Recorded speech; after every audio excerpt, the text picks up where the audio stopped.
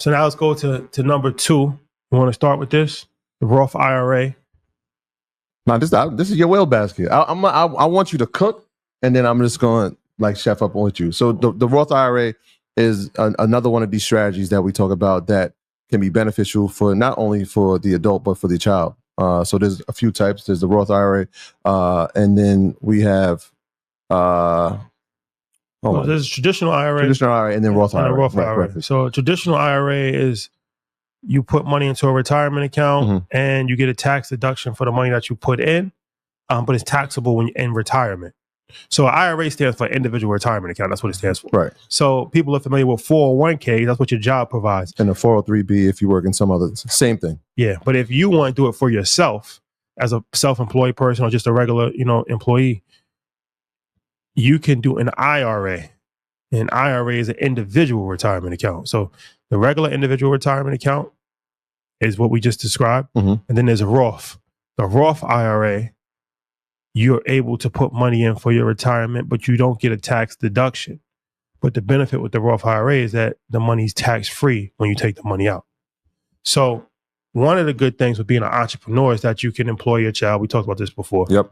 But even if you don't employ your child, you can set up a Roth IRA for your child as long as your child is working.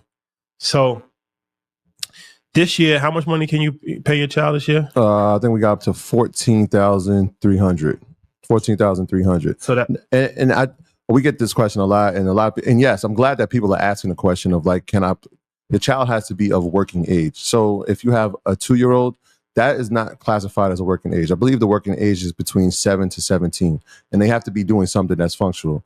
We work in a platform that actually has function, right? So for my son, right, when we actually record, he'll come down, he'll set up, he'll sweep, he'll clean the area. That is an actual functional duty that he is doing to help the business.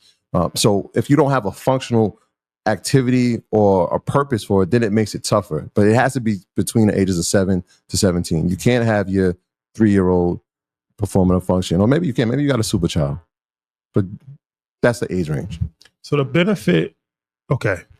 benefit with paying your child is that it's a tax deduction for you as an entrepreneur and for your company, and it's tax-free income to your child up to that amount.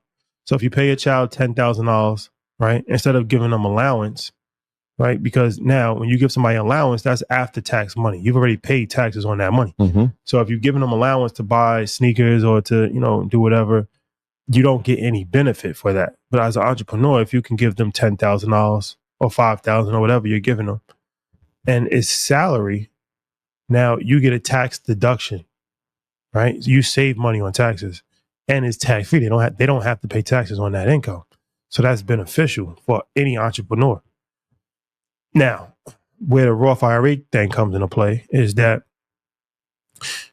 you can contribute to a Roth IRA or an IRA, but we'll talk about the Roth IRA for now. But you can contribute to a Roth IRA for your child that's working up to the amount that they're actually getting paid. So if they have a regular job, they work in CVS and they got paid $5,000, then they can have a Roth IRA up to $5,000. If you pay them, if you are an entrepreneur and you pay them $5,000, then they can contribute up to $5,000, right? So the limit for this year is $7,000. That's the most, right? So, okay, this is beneficial for people to know and understand, because once again, it's just relatively short periods of time that could lead to large monies over the course of time. So if you are an entrepreneur, right, and you have a business, and mind you, you can be an entrepreneur and still have a job also. But if you're an entrepreneur, you have a business, let's say that you paid your child $7,000, right, for the year. Now that's a tax deduction. You're going to save money, $7,000 on your taxes. Now you can take that $7,000 and put it into a Roth IRA. Now the benefit with that is that now the money is actually invested. You invested in the stock market. So let's just use an example. Usually, working age is around 12 So if we pick the ages from 12 to 17, because 17 will be probably their last year in high school, and then, you know, after that point, they're an adult, 18 years old. Yes. So you go from 12 to 17, which is 6 years, right? Let's say that you put $7,000 in to a Roth IRA every year for a child. Mind you, you're getting a tax deduction for this money anyway. You put $7,000 away every year for 6 years, right? And let's say you invested it in QQQ, right? Historically, over the last 15, 20 years, I think it's averaged over 10%.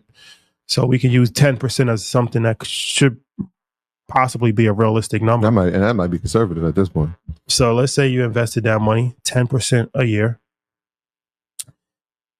untouched, because the thing with the IRA is that it's for your retirement, right? So when they retire, they'll have $3.5 million. So the benefit with that is that you already made your child a multi-millionaire in their retirement. Now, the pushback for some will say, okay, well, the child has to wait till they're 60 years old to get it. Well, my question is, if somebody had $1 million, $2 million, or $3 million for you right now and said, and you're 40, and said, at 60, you will get this money, would you be mad at, and you did nothing for it, a couple of years of work when you was a child, would you be mad at your grandparent for doing that? Or would you look forward to that opportunity? And mind you, you can take money from a Roth IRA earlier than that. True. There's some penalties that you have to pay. Yeah. But you don't have to wait till you're 60. You don't have to wait till you're 60. And again, this is a conservative number, right? So we're talking about 10%. There's years, obviously, we saw over the past 3 where the QQQ, which trashed the technology sector, has gone up 25%, right? It has gone up 26%, and then it's gone down to 12. If we just take those averages over the past 5 years, you're talking about way more than 10%. And the one thing that we know about the stock market is that it is going to appreciate. 82% of the time, the S&P has increased over the course of the market's history. And so 10% is a conservative number. So you're saying 60, but that number could hit 3 million by 50, right? And so it's all about deferring the gratification, right? Just knowing that it's there and letting it compound. Like, it is the 8th wonder of the world for a reason. That money doesn't get touched, you'll be a millionaire. This is not something that's hypothetical. At that number, at a conservative 10%, that's what it's going to average.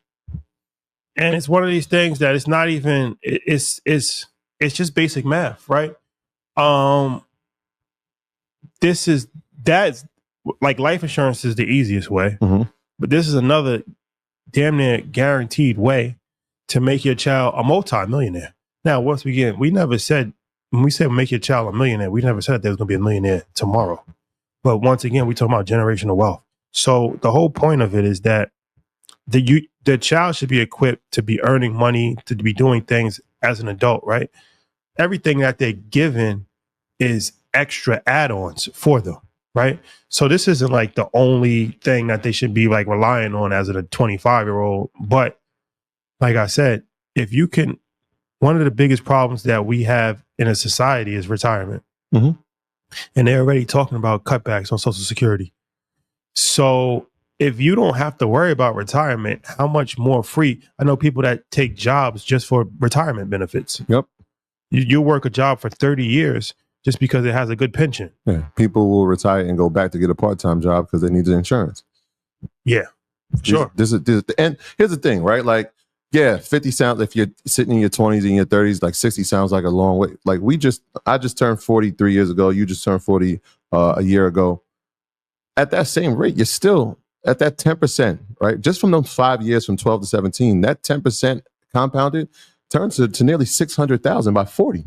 Yeah. Like, what did you get a $600,000 check at 40? I might have missed it. No, wasn't sitting there for you. So yeah, $531,000 by 40. So like I said, it's not like a locked up in a trust. You can take money out of the IRA whenever you want. You'll pay a early penalty if you take it out before your retirement. That's important to notice. But if you need money, like let's say you got a brilliant idea, you want to start a business, yeah, you can take the money out. It's never been taxed before, so you'll pay taxes on it. You'll pay a penalty tax, but ideally, it's better to wait because A, you'll pay no tax. And like I said, keep in mind, that money at 63.5 million is tax free. So when you get your 401k, you're paying state and federal taxes on it. So your $1 million is really $600,000. This is $3.5 million tax free money. So, I mean, that's just a tremendous, and like I said, for a very short period of time, you paid $7,000 a year for 6 years, and that could be $2,000. Of course, it's going to be a lower, but you could use the calculator to see, okay, if I put $1,000 in, if I put $2,000, and if I put $1,500 in, right, what does that equal? But the bottom line is that relatively small amounts of money in a relatively short period of time equals huge amounts of money later on in life.